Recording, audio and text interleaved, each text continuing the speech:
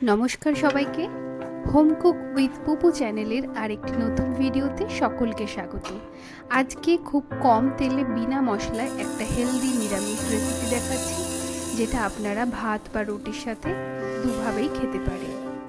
প্রথমেই আমি কড়ার মধ্যে কিছুটা মুগ ডাল নিয়ে নিয়েছি। এইবার এই খালি খোলায় মুগ ডালটাকে প্রথমে একটু ভেজে নেব। মুগ ডাল ভাজার হালকা স্মেল আসলেই, কালারটা একটু চেঞ্জ হলে এর মধ্যে আমি 1 গ্লাস জল দিয়ে দিলাম। এইবার খুন্তি দিয়ে কিছুক্ষণ নাড়াচাড়া করে তারপর এটা ওভেন থেকে তুলে নিয়ে 2-3 বার ভালো করে ওয়াশ করে নেব। ডাল ভালো করে ধোয়া হয়ে গেছে। এবার এই ডালের মধ্যে আমি দিয়ে দিচ্ছি 2 থেকে 3 গ্লাস পরিমাণ জল, আর দিচ্ছি একটু বড় বড় করে কেটে রাখা পেঁপে। তার মধ্যে 1.5 চামচ মতো হলুদ গুঁড়ো আর একটু নুন দিয়ে এটা ভালো করে খুন্তি দিয়ে নাড়াচাড়া করে জলের মধ্যে পেঁপেটাকে একটু ডুবিয়ে দিলাম। দিয়ে এবার ঢাকা দিয়ে লো ফ্লেমে 10 মিনিটের জন্য এটাকে ভালোভাবে সিদ্ধ করে নিলাম।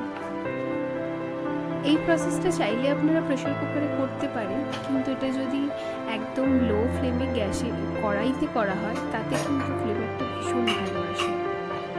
এইবার আমি ডালটাকে সরিয়ে রেখে সরষের তেলের মধ্যে শুকনো লঙ্কা, গোটা জিরে আর 2টো তেজপাতা ফোড়ন দিয়ে দিচ্ছি, আর দিয়ে দিলাম 3টে কাঁচা লঙ্কা। জিরে তেজপাতা একটু ভাজা হয়ে গেলে এবার সিদ্ধ করে রাখা ডাল আর পেঁপেটা ঢেলে দিলাম, সাথে অল্প পরিমাণ জল অ্যাড করলাম। দিয়ে দিচ্ছি 1 চামচ মতো চিনি, পরিমাণ মতো নুন। এইবার এটাকে ভালো করে নাড়াচাড়া করে মিডিয়াম ফ্লেমে ফোটাতে থাকবো। ওপর থেকে দিয়ে দিচ্ছি একটু ঘি।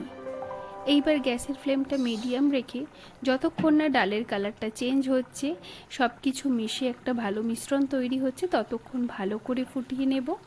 ওপর থেকে দিয়ে দিচ্ছি কুচিয়ে রাখা ধনেপাতা। এইবার ভালো করে খুন্তি দিয়ে কিছুক্ষণ নাড়াচাড়া করব এইভাবে।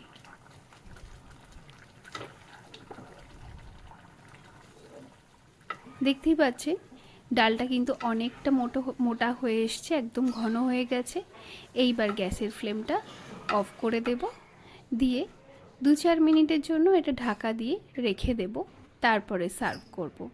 রেসিপিটি কিন্তু ভীষণই উপকারী, একটুও বিশেষ তেল মশলা লাগে না, আর ভাত বা রুটিতে ভীষণ ভালো যায়।